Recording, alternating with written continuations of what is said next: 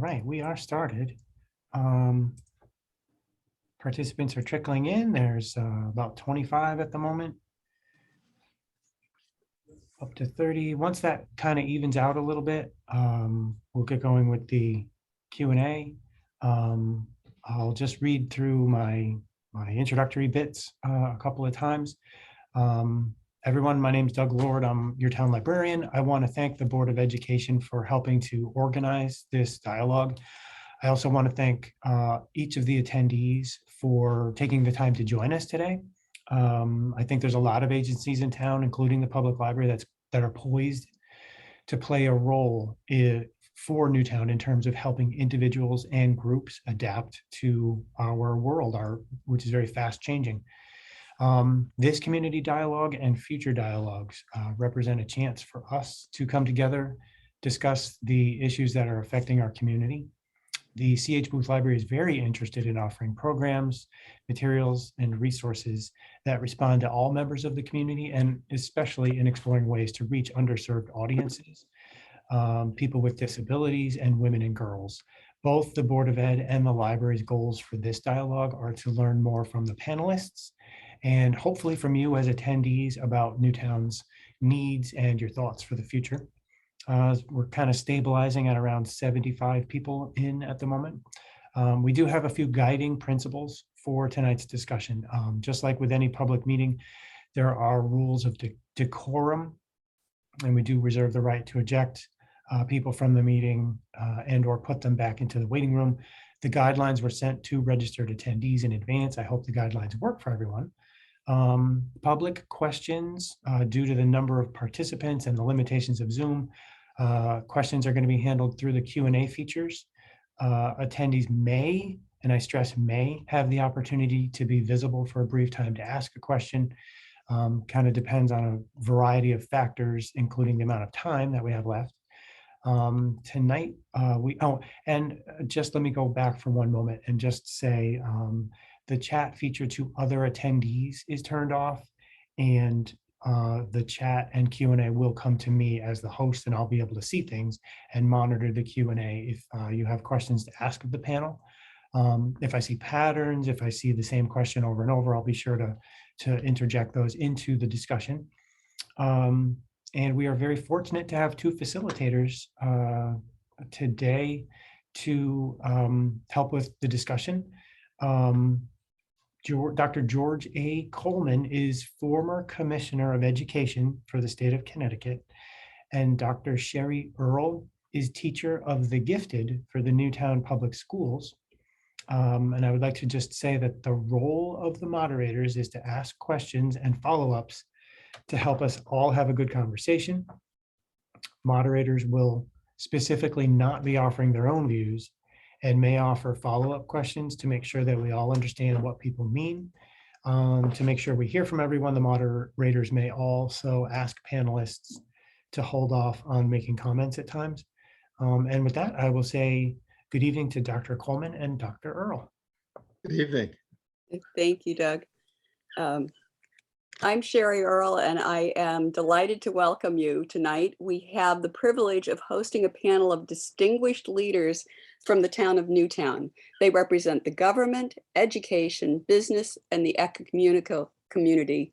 And we thank them for taking time out of their busy schedule to be here with us, to share their thoughts and plans for the Newtown community.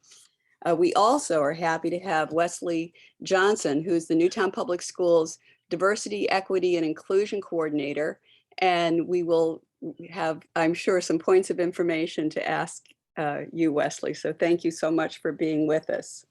And we're going to start tonight with our very first speaker is Dan Rosenthal. He's Newtown's first selectman. Mr. Rosenthal was elected to his most recent two-year term on the Serve America movement, and he is personally committed to transparency, accountability, and problem solving. So, Mr. First Selectman, given that your role as the chief elected official for the town, would you please share your thinking with the community on this important question? And here is the question. What is the one action that the Newtown community can take right now to improve diversity, equity, and inclusion. What steps can you take to lead the community in support of this important action? As if there were one answer. Thank you, Sherry. And Fair enough. actually, before I jump in, I also want to thank the Booth Library, the public schools for sponsoring this. And I want to thank you, Sherry, and Dr. Coleman for stepping up and moderating, and of course to my colleagues and friends for participating as well. So I guess, from my perspective, and I don't just get paid to say this, Newtown, really is a wonderful community and has, so much to offer. It's given so much to my family. My grandfather, who is no longer with us, came here in 1953. I'd say it was still a great community then, although I wasn't here.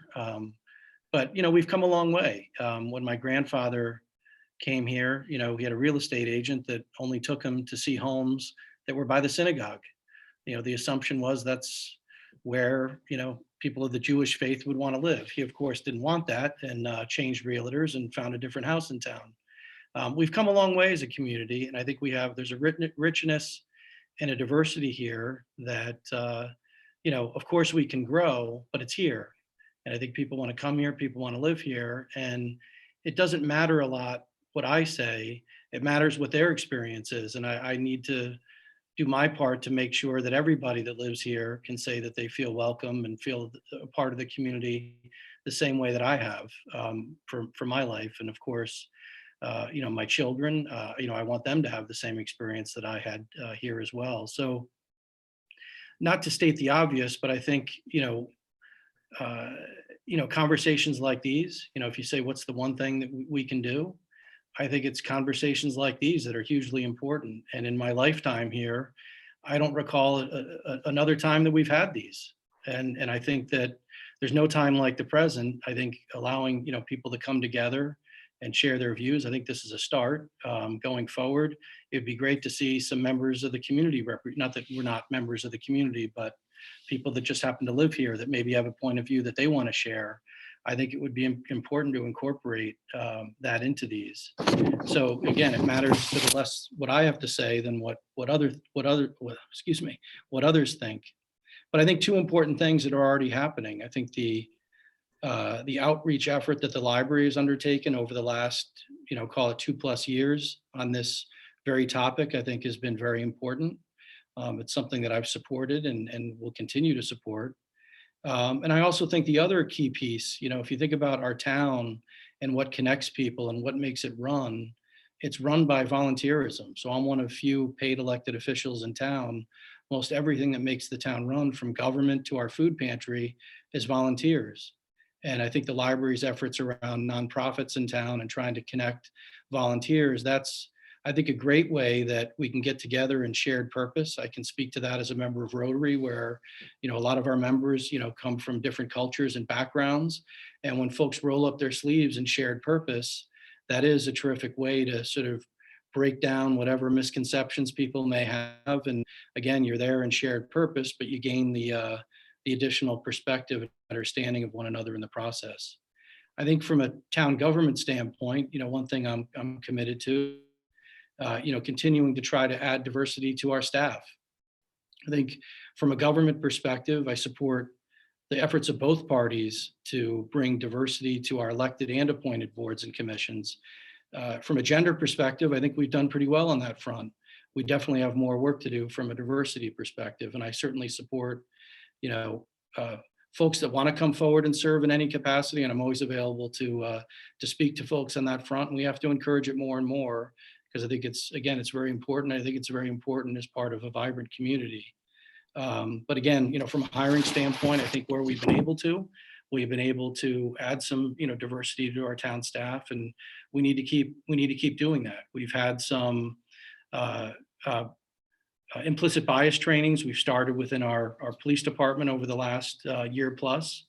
And I'd like to expand that to our non-police staff. I think that's important. From a housing standpoint, Newtown for many, many years was sort of we've always had diversity in our single family housing mix, What we haven't done, and we've done more and more over the last 8 years or so, we've added more housing options, so more multifamily, more things. I think growing and vibrant communities have to offer more than sort of a one size fits all model.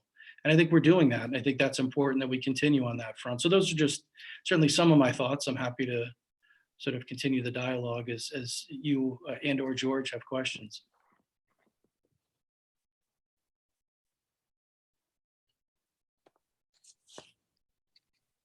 Now, one of the questions that we've had is, how are you informed about the diversity matters? How do you get your information?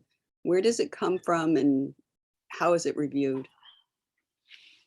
Well, I mean, I try to keep an ear to the ground from a community standpoint. So I have an open door policy. I try to, chat with members of the community when I can. I've sat with, Wesley, and I think Wesley's a great resource to have here. And I plan on continuing to do that. I mean, I guess there's no one channel you get your news from, but I just try to be as present as I can and again, listen to what folks want to share with me. Doug, do we have audience questions yet? Nothing yet, nope. Okay, so we'll reserve the right to ask you another question, Mr. Rosenthal. I'll be here for the better part of the next hour plus, so feel free. Excellent, thank you. Thank you, Sherry.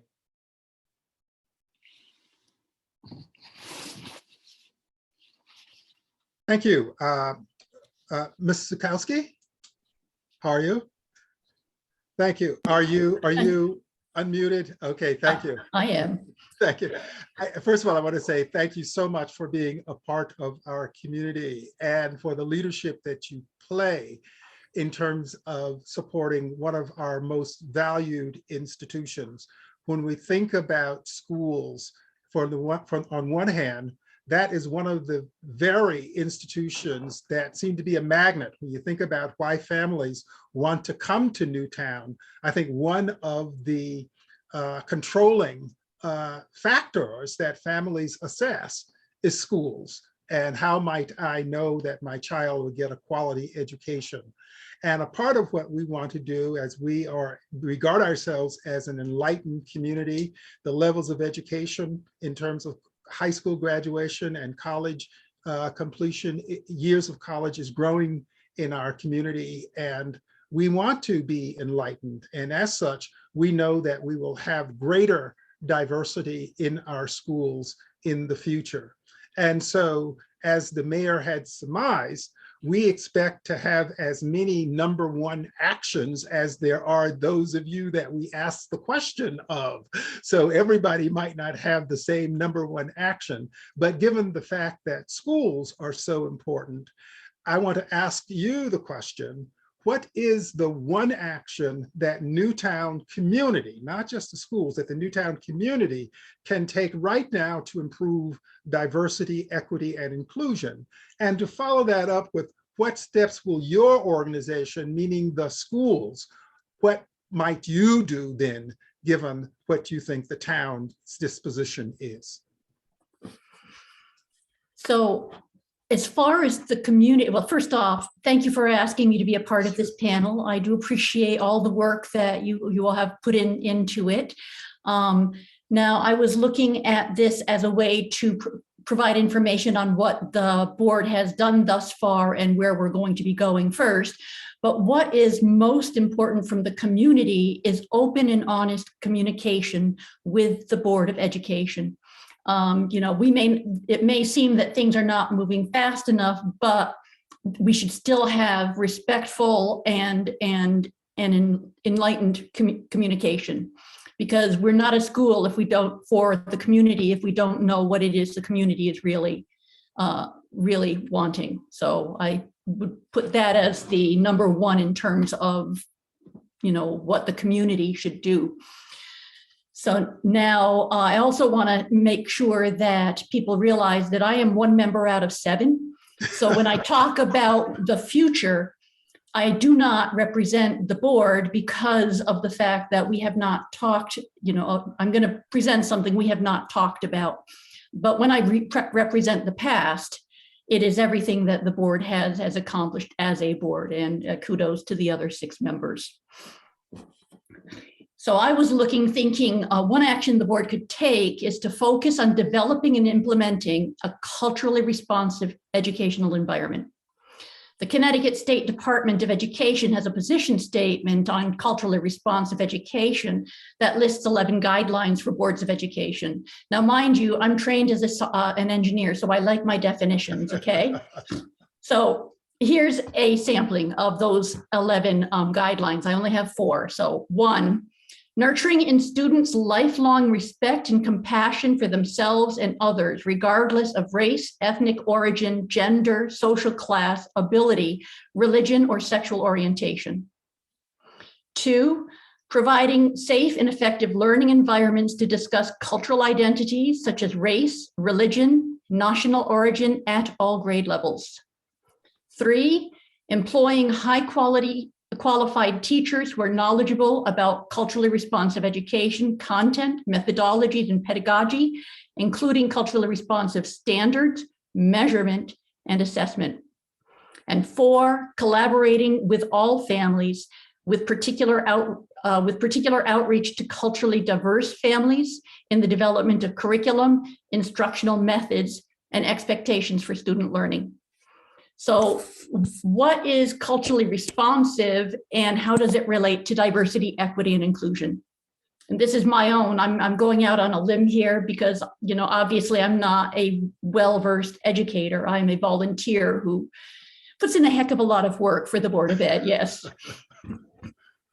So one definition for DEI provided by a local leader for the effort, you know, within our community is, quote, diversity, equity, and inclusion are words used to describe policy and programs that promote the representation and participation of different groups of individuals, including people of different ages, races and ethnicities, abilities and disabilities, genders, religions, cultures, and sexual orientation.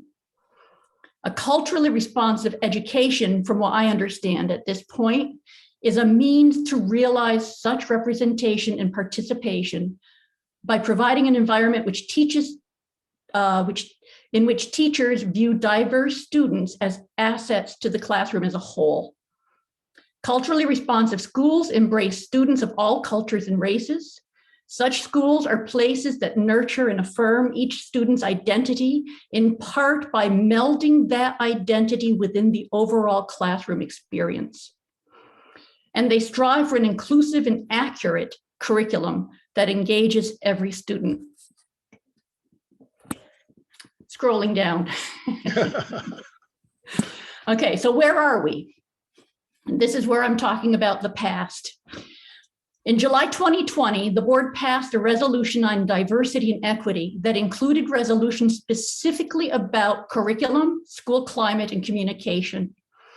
Since that time, Dr. Rodrigue, our superintendent, has engaged in conversations with members of the community and has added a DEI group to her Parent Educator Advisory Council.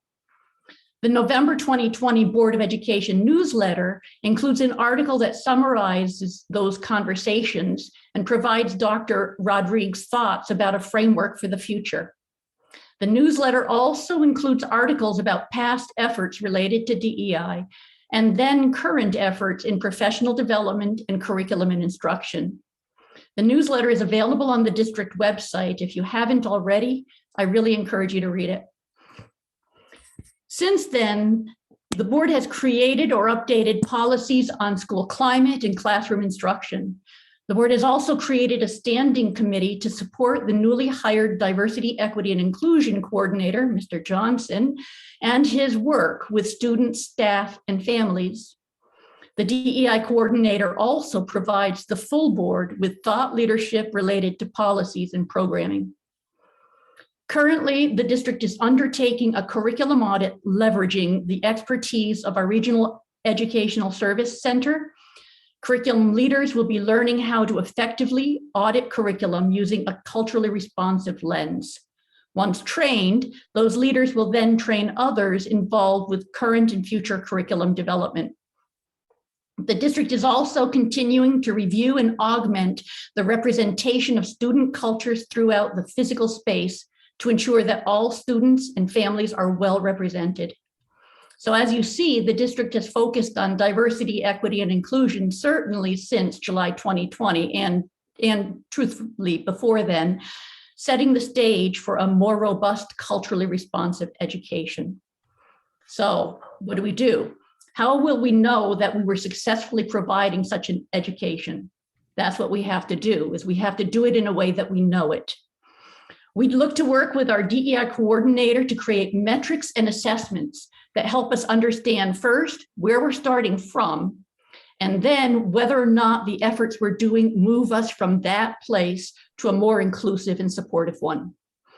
While it would take some time, providing a culturally responsive education would better ensure that all of our students flourish within our classrooms, community, and when they graduate, their worlds. So again, community ideas and perspectives are very, very welcome. And thank you. Thank you very much. I do have a follow-up that I want to ask you. In fact, I have two. One is, in spite what we hear across the country around schools' receptivity to diversity, one of the wonderful things that we can invest in is this positive support that we get for educators around their understanding, appreciation, and willingness to support diversity in what they do. What they do also say is that they need the kind of support for professional development that allows them to be more efficacious in that work, to be able to serve it with the level of integrity that they serve other policy-oriented initiatives with. What can the board, or what is the responsibility of the board to support the teachers in that policy-oriented work? There are two prongs to that answer.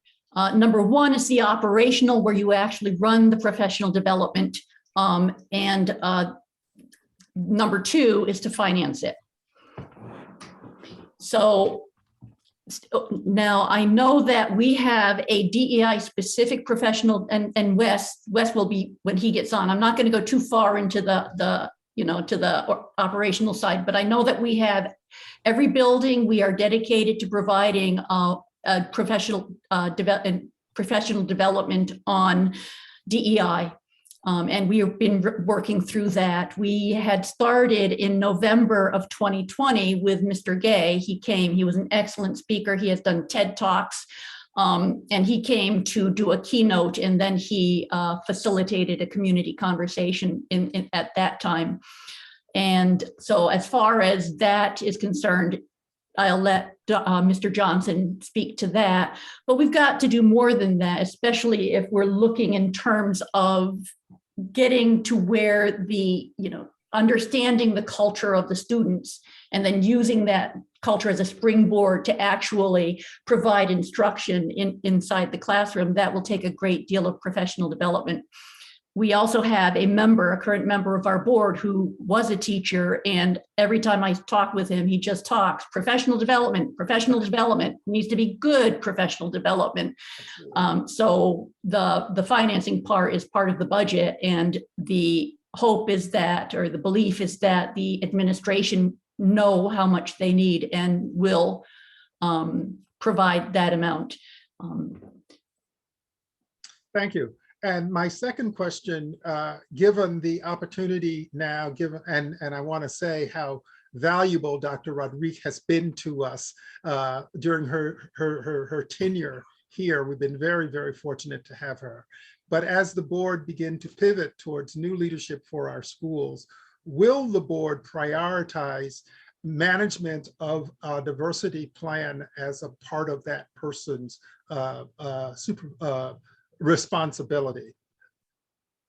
The board right now is beginning, it's in a state right now where it's trying to choose a search firm, because that's the way things are done. And it's interesting because these search firms, one of the leading ones that we're actually interviewing has in its distinguishing characteristics that it is very tuned in to diversity, equity, and inclusion. Now, so the first part is understanding the search firm. Now, clearly, we're going to pick the search firm based on the firm that we think will provide us with the best possible array of superintendents. Now, in terms of the policies we have policies that are really about full support of affirmative action. We have a resolution that talks about encouraging the diversity across the staff, and the staff does not just mean teachers. The staff also means administrative leaders. And we have we will be undergoing a stakeholder process where we reach out to the parents and the teachers and the administrative team and the community, including the community of color. Then again, I'm speaking in the future, so I'm speaking for myself at this point.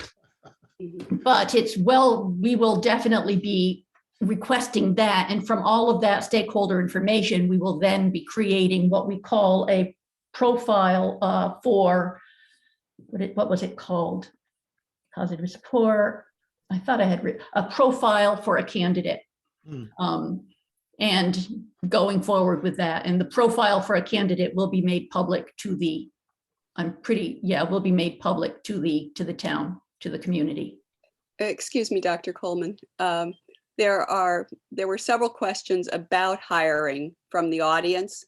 And so thank you for explaining your candidate profile and about leadership as well as teachers. How do we increase the diversity? But a discrete question also asked by the audience is there a protocol in Newtown for how schools respond to overt acts of racism? There is number one is that we have an anonymous alert. Well, first off, the best protocol is for the students to go to a trusted adult. And Wes, again, this is more in your line than my line, because the protocols are a how and not a what or a why. Meaning that they're operational and not necessarily policy side. But I'm going to talk about it anyway for just a few minutes, and then Wes, when you're up, if you could, extend the thing. So the protocol, as I understand it, the best thing is for the students to go to a trusted adult. However, a lot of students, especially as they get older, aren't necessarily willing to do that. It also is a question of building confidence that when they go to that trusted adult, that actions will actually happen. Since then, we've also implemented an hard to say this word, an anonymous alert app. And that basically allows students to say, hey, I've witnessed this. And that does not mean that it's immediately, oh, something bad happened. That means that the administration takes it very, very seriously and does a full investigation. There are forms that they fill out that I've seen sort of fly by in our policies. So there is a procedure. It's at this point, I believe it's in the process of being refined and through implementation. Thank you.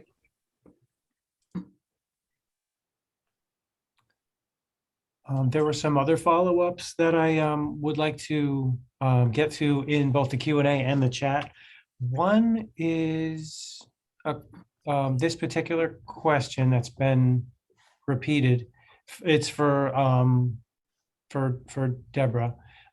You have stated on several occasions that students deserve the best education and have supported curriculum audits and reviews.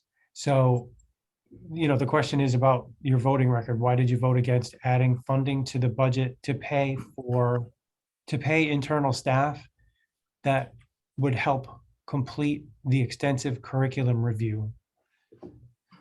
Okay, so basically, when the superintendent prepares the budget, it's a balancing act that she undergoes for all of the important things going on. When that budget comes to us, then we know how much work has been put into it. We know how much care has been put into it, and so every cut we make is painful. Every addition we make needs to be fully vetted.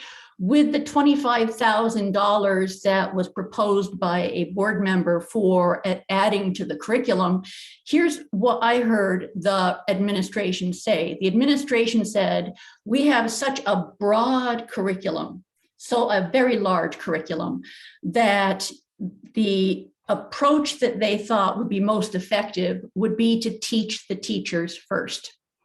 Okay, and what we're doing is we're having that audit going on right now using EdAdvance, that is our regional education service center, so that they can train the leaders with the tools necessary to apply a culturally responsive lens to the curriculum going forward, or a DEI lens, as depending on what, on what's currently there. Then the teachers themselves there's already a plan for the curriculum that is going to be done next year. Okay, and the teachers themselves will then teach the rest of the curriculum staff on how to do it. So the alternative is you could have the third party just, review all of the curriculum, but that can be very expensive. And of course, you have a hybrid, which as you get more information going in, you can say, we have the wherewithal to do our curriculum, but we should probably spot check. Okay, so we should probably, for curriculum that is particularly important, we might want to have these people come back and actually see that we did a good job. At this point, it's the very start of the process. The administration did not ask for the extra money. The administration was fairly comfortable in what they asked for in this process. And we need to get a feel of what we're actually going, how things are going to work out before we start, adding money without really knowing if the process is set up to be able to use that money. Thank you. A follow-up question from the audience is there adequate funding for the teaching of teachers? And according to my understanding, based on the answers given by the administrators in the meeting, the answer is yes. Okay. Dr. Coleman? Great. Thank you very much for those questions. And Ms. Flynn, I think that some of those questions will probably bear something upon your role for being here as well. First of all, I hope that if you can take a moment before, I'm going to give you the question, but also in the context of the question, describe what the committee that you are chair of is and its responsibility to the system. But the question again is, what is the one action that the Newtown community can take right now to improve diversity, equity, and inclusion? You don't have to be limited again to the action that's the school's action, but from a community, what might be an important thing that could be done that would dispose us towards more success. And what steps will your organization, and you can talk either from your committee assignment or what other perspective you feel most helpful, take to support this action? Sure. Thank you very much, Dr. Coleman. And Thank hello, you. everyone. Good evening. Just to restate what I work on and where I sit so everyone knows. I'm part of the Board of Trustees for the library, and I am chair of a subcommittee for diversity, equity, and inclusion. So that's where I sit. As far as what the subcommittee is actually responsible for, its focus is really about responding to community needs and guiding the library's approaches. And so kind of addressing that first question, sort of what action can the Newtown community take?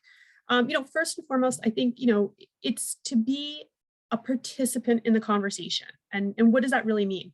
It means, be open to having the discussions that we're having, be an active listener, acknowledge what you know and what you may not know, and ask those really good questions. And don't ever be afraid to ask questions, be respectful about it, but be part of that conversation.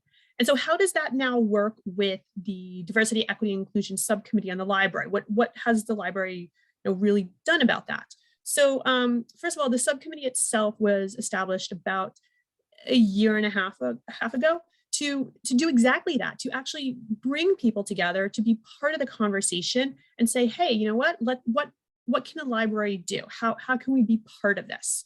So far, the library has made some tremendous efforts, and it's not over yet. So everything that I'm about to talk about, it doesn't mean that this is everything that we're doing and there's nothing more.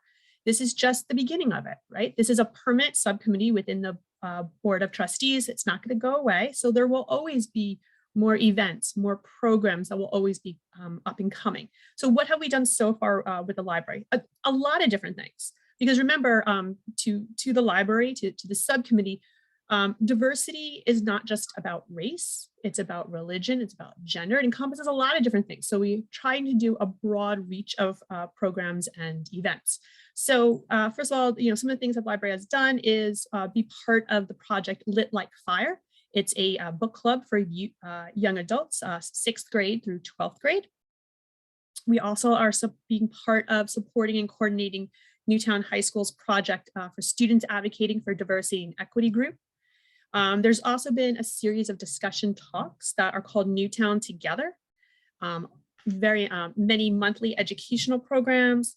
There's quarterly book clubs that are addressing a variety of different book titles, everything from White Fragility to Caste to Color, the origins of our discontents, to a lot of a variety of those type of reading materials. And then, of course, exactly what we're doing here tonight, right, is all about community conversations. And so we're starting here with that as well. On top of all that, community outreach and programming and events that we have started within the library itself is also turning inward to make sure that, how are we as staff and administrator, what are we doing about diversity for ourselves? So that we then also are part ourselves of that conversation. So library management has been involved with a variety of trainings and professional development, a lot of educational offerings. They're also putting in continuing education on the topics of diversity, equity, and inclusion to make sure that also, all staff and administration is aware of what's going on and has that necessary level of training. So I'm gonna stop there because I think I've said a lot. And so I don't know, Dr. Coleman, if you have. I do. I have a follow-up, and both as a statement and for your response. We are all, as it relates to this work, we inherit our past. And sometimes that past has been benign. No matter what it is, that's what we have to work with as we go into whatever aspirational work that diversity includes. So my point is, how does the library, in terms of education, public education, selective education, elective education, what affirming role can the library play, knowing that a part of developing our own capacity to be genuine supporters of the work requires presenting points of view that are different from our own, and perspectives that are different than our own, and experiences that are different than our own, and to grow to appreciate those differences? Are there some particular things that the library can do with the resources that it has to help dispose our community to accommodate the differences within us and that we're trying to generate within our community? Sure. So some of the items that the library can do, really it's about providing a safe space to have those conversations and to bring people together. And so that's what the library strives for by bringing up the conversations, by having the programming and the events. It's meant as a safe space to ask sometimes those hard questions that are not the benign questions, to understand where someone else's perspective is coming from, right? It's not really, you don't want to walk into an event or a program, have somebody talk at you and then not engage and not ask those questions, because that's what it's really all about. It's about a push and a pull and really understanding. So it's about having a safe space where the community can come, enjoy the programming, be part of it, ask the questions, and be available also for the ideas that the community may have. When we first started the subcommittee, we actually, it wasn't just us, like those who were sitting on the board itself, and it wasn't just Doug as the administrator. We actually asked the public to participate. And we wanted to understand from them, what more would you like to see? What are we not doing right? And we took a hard look, because that's a hard thing to do, right? Is to say, where am I going wrong, or what am I not doing, or what more is needed? We did that. We asked, what ideas? And there was overwhelmingly positive comments back with really great ideas about the programming, about the events, about, hey, what are some more exhibits, what more that we could do. And so, like I said, that's not a one and done for us either. Coming up in the future as we go on, the subcommittee will bring that back. We want to engage with the public and say, hey, you know what? Here's some items that we did. This is a safe space for you. Did we do it right? Because you don't want to just, I think that's also part of the conversations that we're having tonight is, we want to make sure this is a great conversation. We're going to do it again, but going forward in the future, are we getting it right? Are we making sure everyone's, represented? Did everyone have a voice? Because that's important.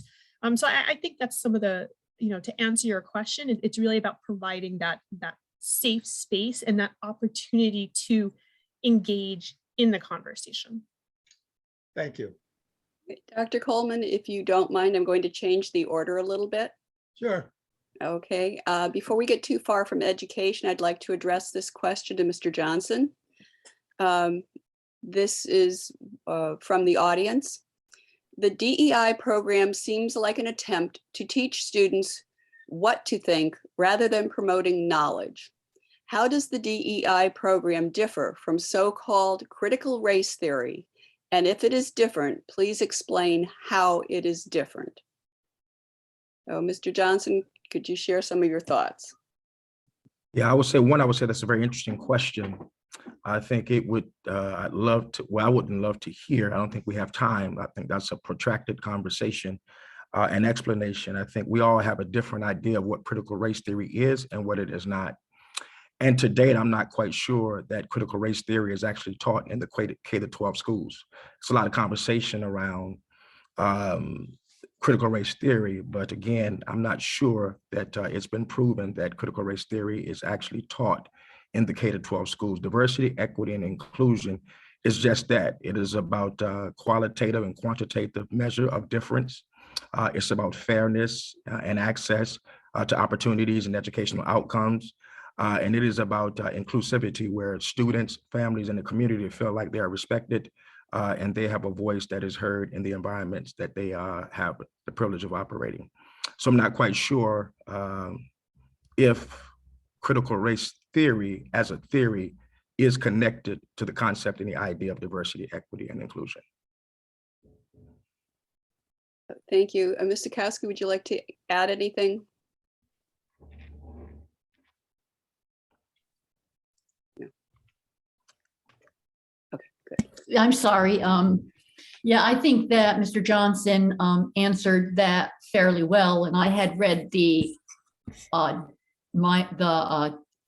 definition that was done, and it really, from my understanding of critical race theory, the definition that Mr. Johnson gave and this particular definition I read really are orthogonal to the concept of critical race theory. Thank you. I Are did there have any other questions? a couple of other questions that did relate to Board of Ed. I don't know. The first question is, how does the Board of Ed define racism? Is that even, I don't know how, if that's even a question that is able to be answered in the next, I'm not quite sure that's a question that can be answered. Well, let me just say, I want to make sure that the moderators give access to the other panelists. This can certainly become a conversation predominated by education, which is incredibly important, and I'm glad we're all here. But I would say that the state actually has a plethora of definitions regarding diversity, equity, and inclusion, race, and so many other terms that are specifically and uniquely related to diversity, equity, and inclusion. And so if they have a question about how does the state Board of Education define racism, perhaps we can provide that link in the chat and they can research that. Great. May I resume? Thank you. Great. Reverend Switzer, how are you? I'm so glad that you're here. Next to schools, communities regard their faith-based association as being those institutions that most inform what they believe in and that they seek confirmation for their actions. And so with that, I want to ask you the question that we have asked others, and I realize it's tremendously weighty.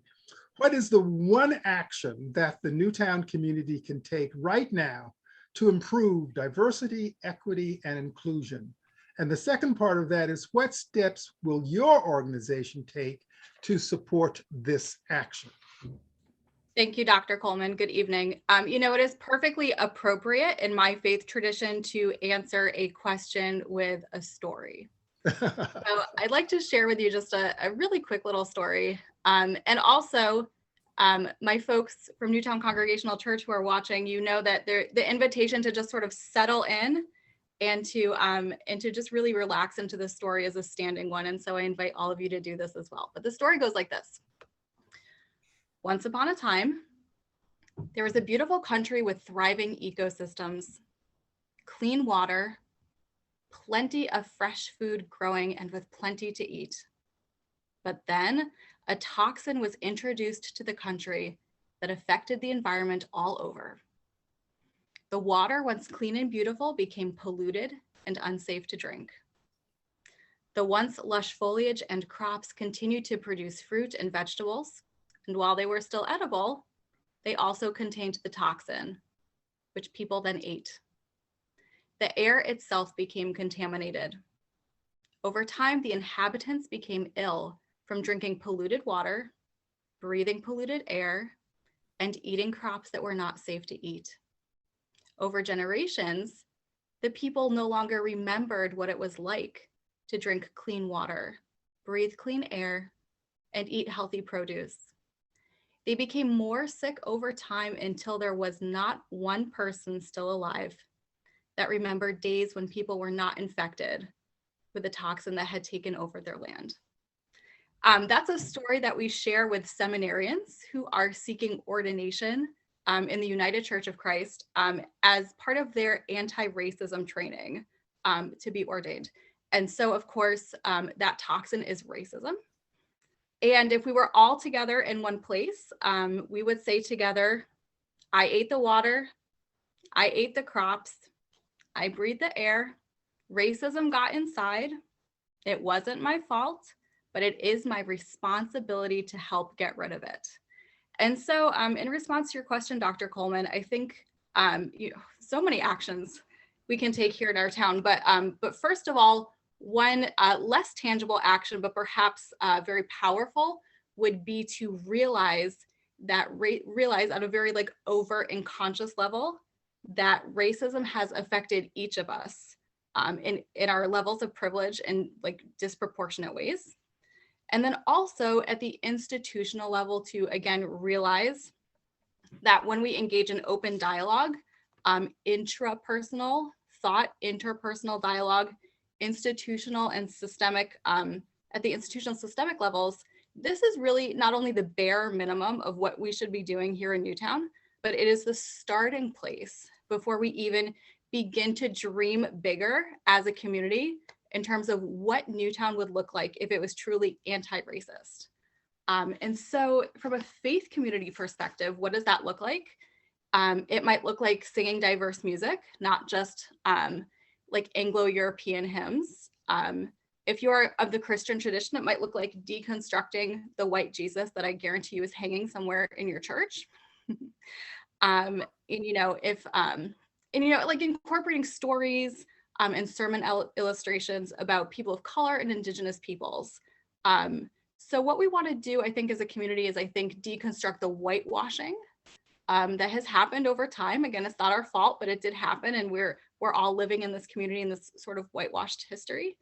But also from a faith perspective, when we promote diversity, equity, and inclusion, what we're really doing is celebrating diversity. And I think that's really powerful theologically. And so that's a lot. I'll stop there. I'm sure there are follow-up questions. I do have a follow-up question, and the question is it possible that the ecumenical community can be less ambiguous about their support for diversity? Often people seem to waffle around the messages that they get from that significant player in the work. And I'm just wondering, is it possible that a more definitive support for the work can come from the ecumenical community? Yeah, so first of all, I'd just like to replace the word ecumenical with interfaith. Because when we're talking about our interfaith community, we are actually an incredibly diverse group. We have our friends from El Hadaya and our friends from Congregation Adoth Israel. And those are players who show up and turn up when we do town events. I do think we could take a more robust stance, and perhaps even a much more needed robust stance, and perhaps that is something to grow to, and also something that we can do as an example to our community of just how important the celebration of diversity is. Thank you.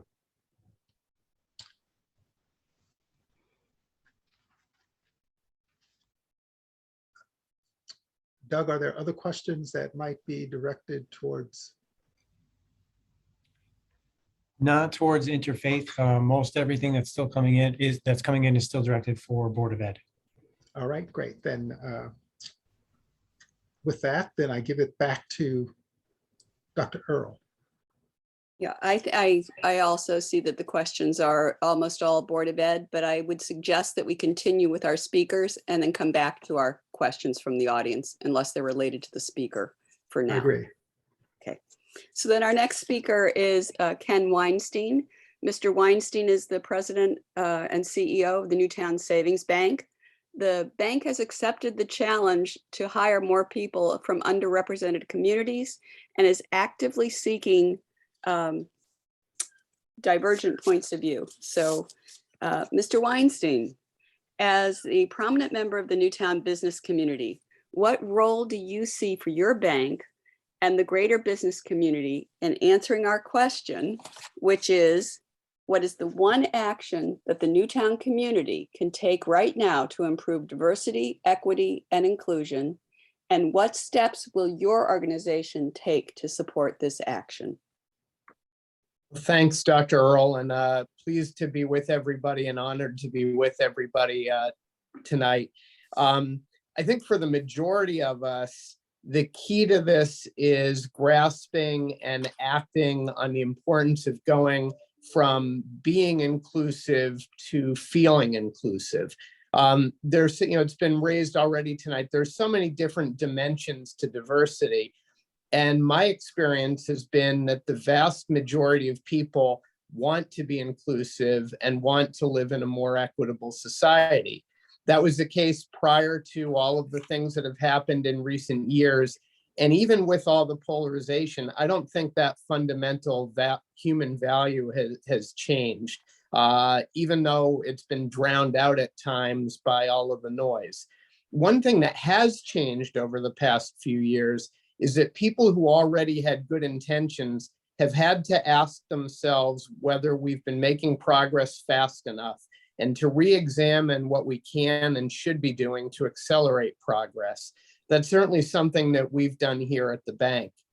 The eye-opener for me has really been stepping out of my own reality and getting a better understanding of the extent to which lots of people don't feel confident that they really are welcome, whether as customers, employees, or just as human beings. And the example that really drove that lesson home for me was our experience with Paycheck Protection Program, or PPP loans, when COVID started. As you may remember, and I promise I won't get into too much banking here, but as you may remember, the PPP program was put in place by the government at the beginning of COVID to try and keep the economy going by bridging businesses through the pandemic and keeping employees on the payroll.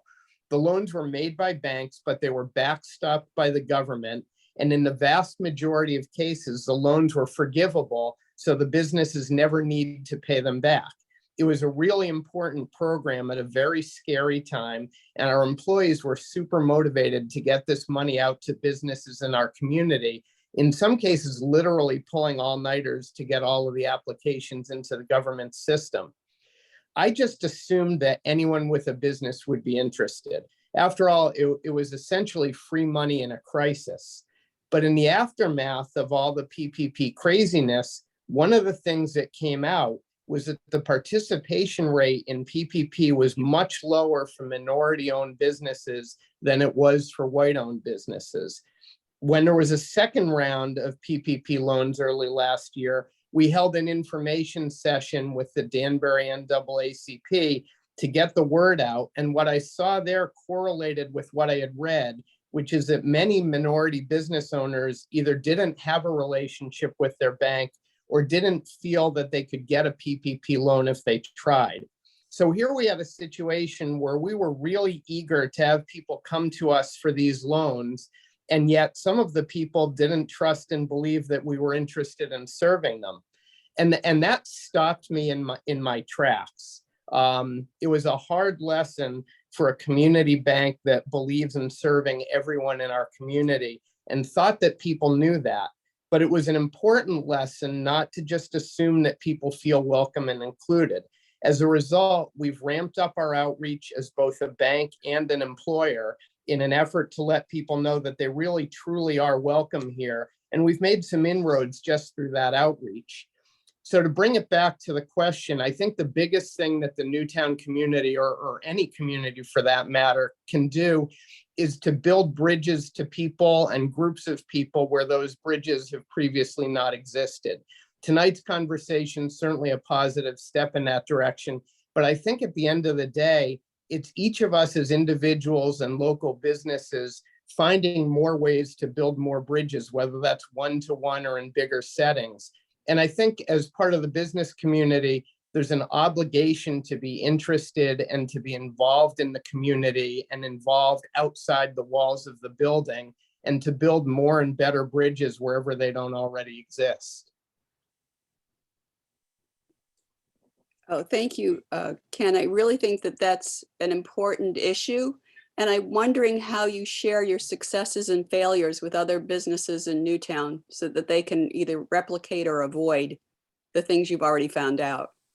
Yeah, I would say so far that it's been informal. I think, with what the library's doing and discussion that's going on around town, hopefully we can do some more of that, but it's just lessons learned. It's like anything, and reaching out to people as individuals and sharing experiences. So, I'll share one thing that we learned, that from a very practical standpoint, our summer hiring program, and the way most people who get into banking get in is they need a summer job. I was a summer teller when I was younger, and here I am, decades later running a bank. And historically, what the bank did was there was preference for students, summer hires who were recommended by one of our employees. And the thought process behind that, which was a good one, was these were known quantities. If someone knew them already and recommended them, you could be pretty sure that they'd show up for work, because we're not all as responsible at age 18 as we are later on, and that they'd do a good job in all of that. And it was well-intentioned, but it inadvertently perpetuated hiring people who were part of our existing network of relationships rather than broadening that network. So one of the changes we've made in recent years is it's still a check in the plus column if someone, if one of our employees recommends you, but that doesn't end it there. We do a much more exhaustive search. We hire the best candidates. We get a broader pool. And we had such a great group of summer hires last year, and some of them have already onboarded as full-time employees. And it was a more accomplished, enthusiastic, and diverse group of employees by any measure. Mr. Weinstein, I can hear the passion in your voice and that you're committed to this. How do you move these to become institutionalized so that when you move on to someplace else, these practices continue? Yeah, I think that, it's about culture. I mean, I think everything in business is about culture. And the way we try to do that is, that there's so much divisiveness in society these days. What we try to do is we try to focus energy around where there's agreement. And our employees, and our customers, as I said, most people want to be inclusive. Most people want to live in a just society. And so we try to focus on making incremental progress by focusing on the things that everybody agrees on, and by celebrating our successes. And I can tell you, just the simple example of our summer employees last year brought a great energy to the organization. We want to be known as a fair-minded place. We want to be known as a big tent that serves every member of our community. And when we do good things, we take pride in them. May I make a comment for a moment, please? I just wanted to say this is your comment seems like a good example of understanding where there's a problem and how might an institution assess how it can fit in. One of the major challenges for young minority, particularly teenagers, persons who are able to work in the summer in towns like Newtown, is finding a place to work, or finding a place where either their parents can make the introduction, or where they feel comfortable introducing themselves and knowing that as a youngster, you will be received in an environment that's nurturing to you. So when we think about how a community can assess its assets and how they can apply towards resolving or contributing to the resolution of a challenge in a community, I think some of what you're doing there is certainly apropos to that issue. And I want to say, in the terms of full disclosure, I'm also on the board of cooperators of Newtown Savings Bank, and I'm very proud to be that. Thank you. And I think what we're finding is the more outreach we do, the more kismet there is, because the more and better relationships that you have, the more you're connected with people, the more good things happen. Thank you, Mr. Weinstein. Thank you. Our last speaker tonight is John Voket. Mr. Voket has been with the Newtown Bee since 2002, becoming the editor in 2021. Among his other accolades, Mr. Voket has produced the award-winning radio show For the People for 30 years. Mr. Voket, given the important role of a local paper in any community and your unique knowledge base garnered from this work, what role can you and the Bee play in answering this important question? What is the one action that the Newtown community can take right now to improve diversity, equity, and inclusion? What steps will your organization take to support this action? Well, thanks for having me. I do want to thank you, Dr. Earl and Dr. Coleman, as well as the library and the school district for including the Newtown B, which has been an institution in the community since 1877, and I hope survives for many decades and centuries to come. I'm so proud of being in this position, but it's also great to be sitting here with all these panelists, and I couldn't help reflecting on Ken Weinstein's comments, because every few weeks I get notifications to put in the B about new hires and promotions at the bank. And I was saying to myself, in the 6-7 months I've been in this seat, and in the previous few years when I was running the business page, what an exceptional job that Newtown Savings Bank is doing in terms of bringing in diverse candidates. I'm running these people's pictures, I'm looking at them in my emails, and it's really great. As far as the B is concerned, I should say that I think the most important thing the community could do, and everyone in it, is to try to be better listeners. As a journalist and an interviewer, and anybody who knows me knows I can talk and talk when I'm asked, but listening is so critically important. Listening without judgment is even more important, if it's even possible. The other critical thing I would hope that the community could encourage, and I think it does a good job now, is getting people to get to know their neighbors. That the whole nicer Newtown thing really holds true when you look to your left and you look to your right from the place you call home, and you get to know the people that are around you, and if you're inclined to accept them and embrace them, then that's the beginning of a good thing. So as far as the B is concerned, I'm really proud of the work that our kind of small staff has been doing to try to respond to and to listen and reflect the members of the community and the other institutions in this community. We had a great success in launching a series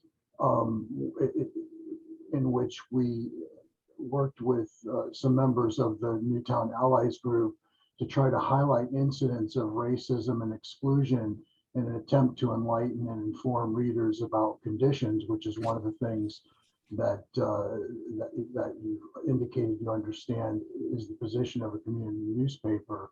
We even offered the rare opportunity for subjects to relay their stories anonymously if they were more comfortable in doing that.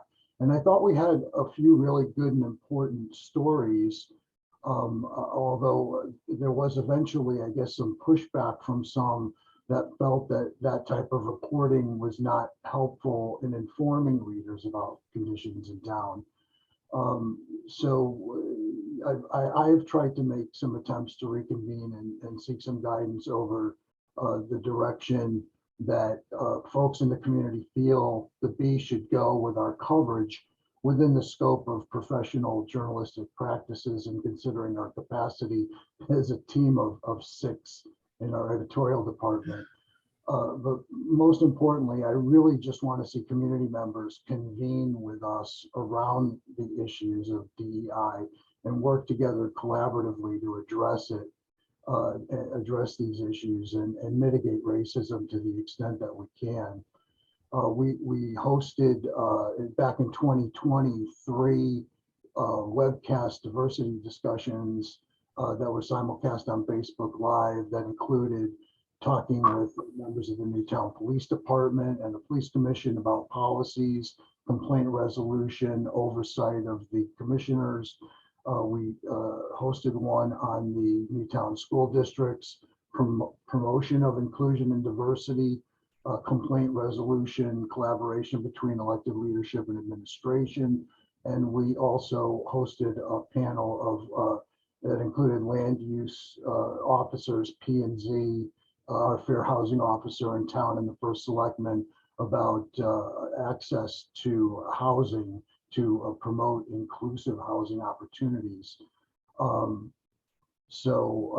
We also have made a policy of stopping running mugshots with our police reports unless the images are important to protect public safety. We've begun offering modifications to past police reports to at least clarify when individuals who have been written about in police reports for arrests have had their cases adjudicated, and in many cases have had those charges dropped. We will go back and change the internet information so that when these individuals are going for jobs or they're being looked up and online, that information is reflected to the folks that are looking. That's all what we've done so far, and really just kind of a snapshot of what we've done so far. I just want to wrap this up by saying in the coming weeks, we're going to be forming a schedule of informal opportunities for community members to convene around the issue of DEI. And if successful, productive, and sustainable, we're going to be developing reporting and editorial positions from these conversations.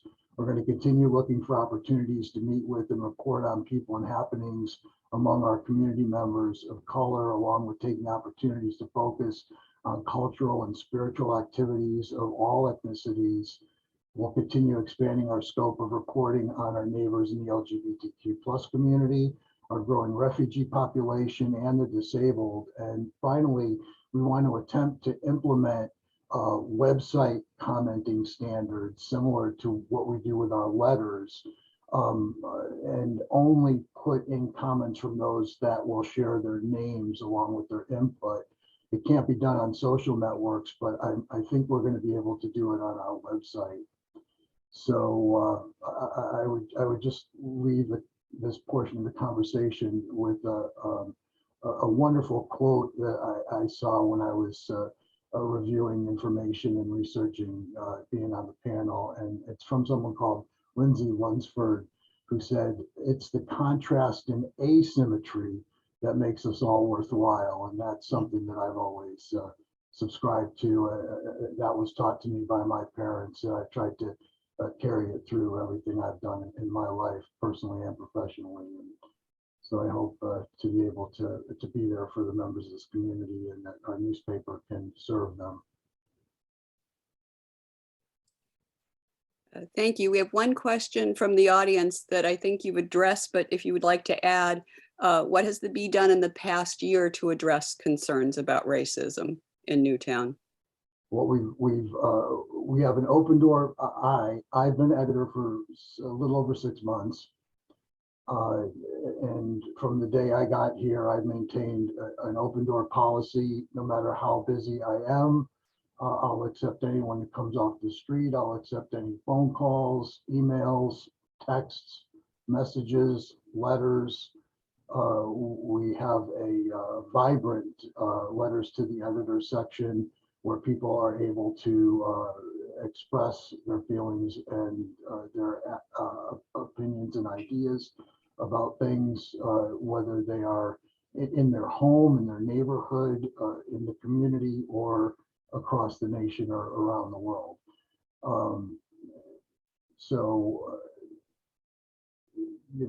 Pinning it down to the past year, we have been working hard to cover the meetings, particularly the Board of Ed meetings, and trying to report as accurately and comprehensively as we can with our great education reporter, Eliza Halbert, to help the community understand in a encapsulated and digested form a lot of the complex dynamics that are happening at these meetings, that hopefully the community members are reading and consuming, and they're getting a better idea not only of what's happening, but maybe getting some inspiration, ideas about how they might be able to get involved in a productive and positive way. Thank you. Appreciate it. Before we go back to the education questions, which is what largely the audience questions are, we have one question that says, there have been some books mentioned. If you as a panelist have a book that you particularly would like to emphasize or share, would you do that now? Is there a book that you would like the community to be aware of, to ask to be in the library, to one that was impactful to you?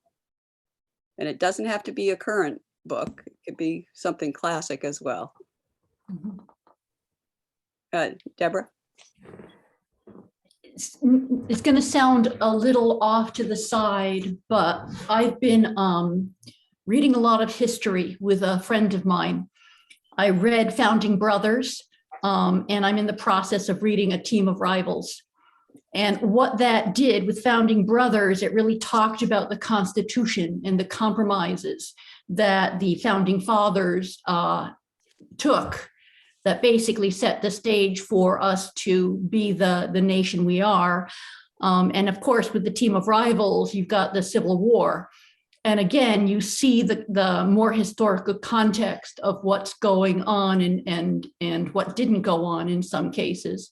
And I found those two books, especially as we're working with diversity, equity, and inclusion and stuff like that. I just found those two books extremely eye-opening. I've learned a lot in terms of what happened in terms of the Black experience coming through the years, the decades, the centuries to where we are now. Thank you. Anybody else? I would add, I'm currently rereading a book now, The Sum of Us, What Racism Cost Everyone and How We Can All Prosper, by Heather McGhee.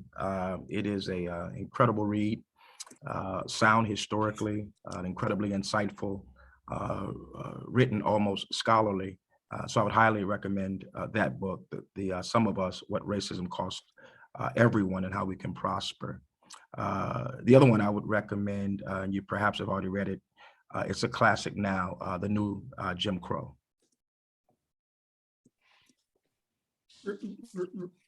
A visual. Wes, you did recommend The Sum of Us to me, and I am going to read that, so thank you. But regretfully, I have to jump for my Board of Selectmen meeting. So Doug, if there are questions when you get more into the Q&A that you need me for, maybe we can circle up tomorrow and I can answer those offline. Okay, But will do. Thank you for having me. Much appreciated. Absolutely. Dr. Earl, in response to your question, I'd like, and I'm saying this as a former history teacher, and how might I engage the work in the classroom? The 1619 project is very, very both informative and provocative, and it challenges teachers to rethink what we have taught, but also how do we contextualize a more expansive vision of America and those who have contributed to it. I would add to that, Dr. Coleman, I think the 1619 project, and someone mentioned it in the chat earlier, CAST. I think if you like the 1619 project, and it's a phenomenal read, as you said, you'll find great value in CAST as well. Just want to say the library is very happy to report that we have copies of all of those available. Great.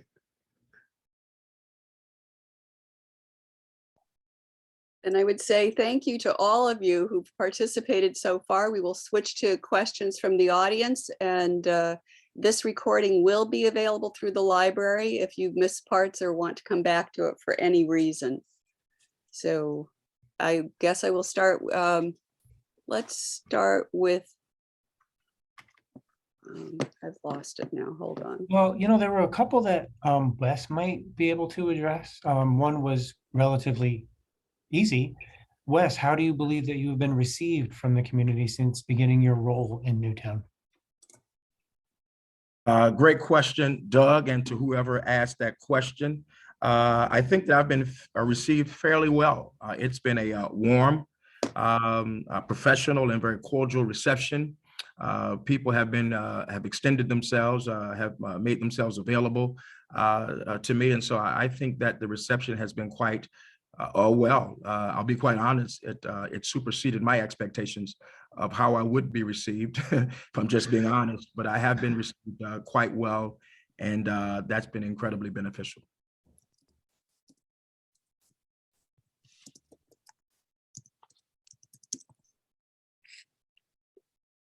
Another question we have, it's always directly to the children. How do we opt our children out of DEI within the schools? Is this going to be an option? Is it going to be incorporated into each class K-12 or one specific class? Do you need parental approval, or is it going to be forced upon our kids? Do we as parents get the option to teach diversity, equity, and inequality to our kids ourselves in our own way? Or is this now another thing that is going to be mandated and out of the control of parents? I'd like to try to respond to that. I think I am my father's child, and so I come with tons of colloquialisms and sayings. And one of the things my father always said, that inherent in the question is what you already think. And so I think there are some assumptions in the question that has been asked about what DEI is or is not. And so I'll say second to that, I think that as parents, we are always our children's first teacher. So I think that's first and foremost. And so that's our primary responsibility as nurturers and caretakers. And so I would hope that as parents, we would indeed teach what we believe diversity, equity, and inclusion is. But again, diversity, equity, and inclusion is a concept and an idea. It is not a curriculum. And so when we're looking at the concepts and the idea, and we're looking at curriculum, one of the things that we're trying to do is look at it through the lens of diversity, equity, and inclusion, not a diversity, equity, and inclusion curriculum. And so with the current curriculums, i.e. history, how do we look at the curriculum of history through diversity?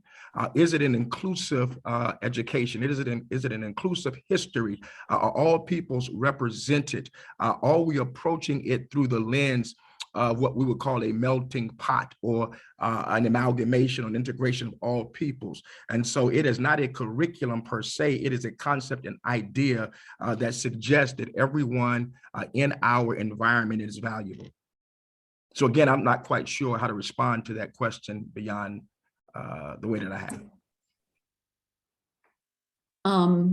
So my understanding of what's maybe behind that question is that, and I've heard it from some people, is that they're very concerned that that children, not just their children, but children will feel like take the weight of the world on their shoulders and feel like, oh, it's all my fault. They're also very concerned that children, according to how they understand, what's going on within the school, they're also very, and mind you, the key word is understand, but they're also very concerned that some children might feel like victims, that will be, well, it's been that way for 200 years. Now why should it change in the next few years? And that is an issue of we have a big emphasis on social emotional education in this school. We spend a lot of time on it. We spend a lot of, resources on it. And the goal of social emotional, the effort is to try and get students to understand the better parts of themselves, to make sure that they have a good sense of their own self-identity. And, if that is what's at the root of the problem, worried that the children will, end up just feeling miserable because of this, then I would say I just can't imagine the school doing that, because it is completely antithetical to what we're trying to accomplish with our social emotional emphasis. The goal is to have emotionally healthy students who become emotionally healthy adults. And that's like, it's very close to being as much of a priority as providing an absolutely high quality academic education. It's just the current administration is completely wed to it. The Board of Ed is completely wed to it. In fact, we've just created a standing committee on social, emotional health and wellness because we are that wedded to it. So if that's what is at the underlying the question and the concern, you have a lot of people who are on your side in terms of making sure that the children don't suffer the way that you're fearing.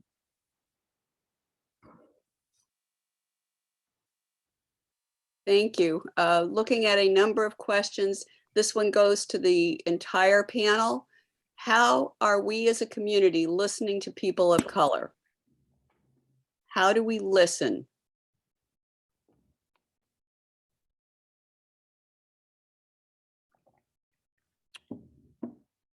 Let me just answer that question as a person of color, right? I would say one of the ways that we listen, or one of the ways that we enter into these conversations, I think we have to be intentional.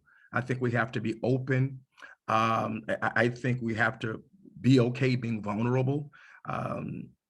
Brian Stevenson, who you may know from the book and the movie Just Mercy, talks about this in one of his TED Talks, and he talks about what the importance and significance of becoming proximate.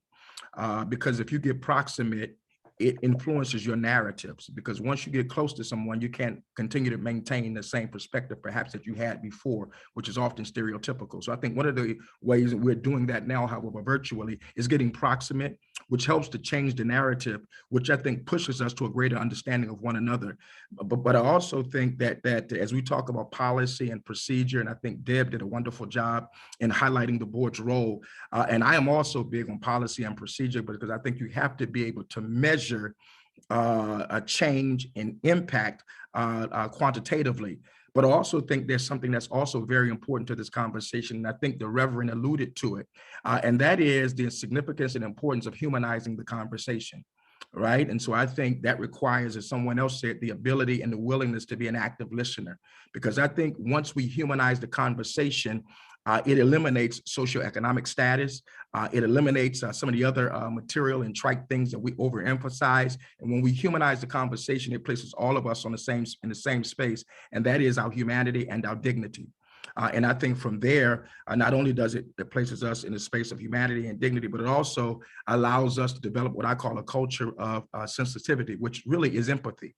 And that's the ability to be able to actively listen and have genuine concern for someone else. And then I think from there, we develop curiosity, which is not just killing the cat, but it is a healthy understanding of those things that are outside of our norms and our socialization. And so I think one of the ways in which we do that, we're doing it now. And how do we continue to create spaces for us to have genuine and authentic conversation, while at the same time having conversations around policy and procedure? I think sometimes we think it's an either or, but it really is a both and, to be able to really try to create this altruistic environment that we so hope to see one day. I'll just throw in a quick, obvious answer too. I don't know if Yogi Berra actually said this or not, but I've heard he said you can see a lot just by looking.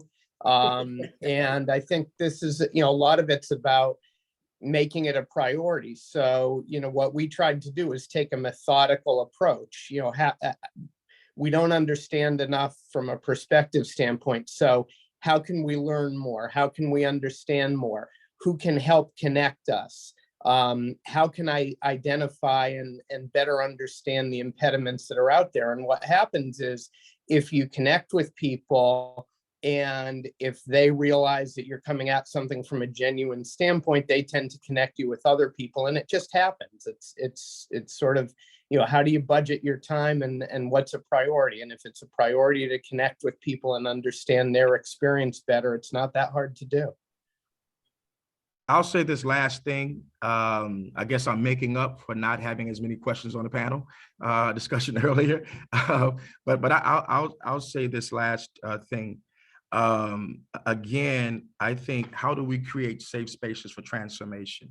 How do we create spaces for us to be able to have conversation in an authentic and genuine manner? And I think Doug and both Drs. Coleman and Drs. Earl have done a great job at allowing us to be able to have what could be considered a precarious and awkward kind of a conversation, but they've created an environment for us to be vulnerable and transparent and try to move the agenda of seeing that all people are valued forward.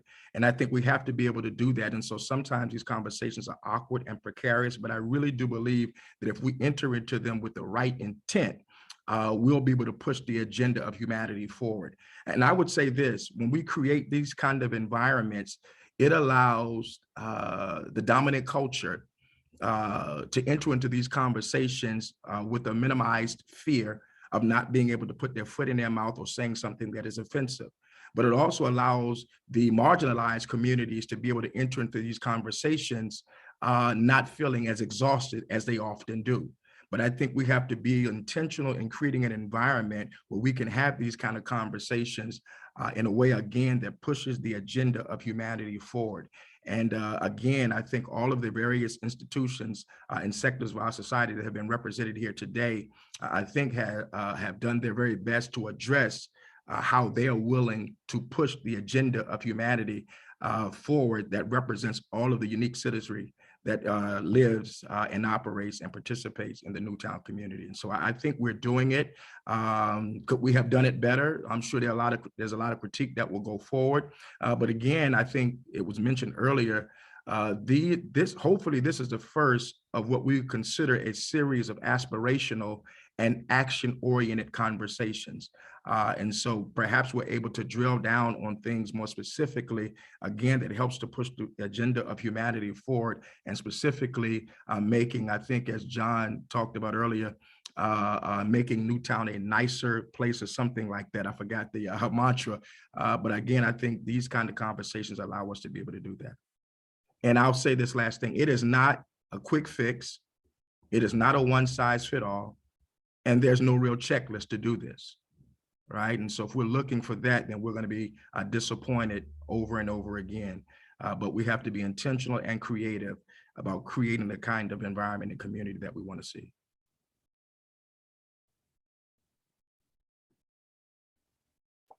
Well, I'm going to say that most of the questions are repetitive in one way or another, and that's an awfully high note to end on. So I think that we need to say thank you to everyone who participated tonight. This is a first step into the kinds of actions that we need to take and the kind of questions we need to ask ourselves to make real change occur. So thank you all. Doug, Dr. Coleman, anything you'd like to add? As a 40-year resident of Newtown, I just want to share with you that I think this is a great community to live in. I'm very, very optimistic that the commitment of the people and the institutions in our town will be sufficient to make the kind of progress to realize, I think, the vision that we have. So it's been my pleasure, and I look forward to contributing more. Well, I want to, we're at minute roughly 95 at this point. I know we didn't get to all of the questions in the chats and the Q&A, but you know, unfortunately, there are just limits to Zoom, and with the volume of people that we have here, I want to thank each of the panelists and all of the attendees for joining us for this community dialogue. I hope you found it beneficial to yourself and to Newtown. And I feel as though we have a good grounding for this type of meeting, this type of gathering going forward in the future. Now, we do plan to have an ongoing series of these, and not just on race, racial matters, EDI, but on lots of different issues. And just because we've had one on EDI. It doesn't mean we can't have more on EDI. Not all of the same players or all of the same panelists or moderators will be here every single time. But I think this is the goal. What we've heard from all of the panelists is that this is the type of effort that is going to be required to get answers to all of our questions and concerns. This is a grassroots effort. It's a friends and neighbors effort. It's a series of discussions, and you don't necessarily go away having ticked all the boxes saying, yes, we've solved this, we've solved that. What it is we're just discussing things. So I'm not sure exactly how. It depends on the state of the world in public health. I do see us doing this in real life very soon. So please do stay tuned, everybody. But my thanks go out to everybody for having this be a successful first step in this. Everybody, I feel as though it was a lot of civic engagement and a lot of civil discourse happened tonight, and it's going to take us some time to even reflect on the level of this accomplishment. I think it was really, really good. With that, I'll end the recording and the webinar and just thank you so much. Everybody have a great night. Thank you. Take care. Good evening.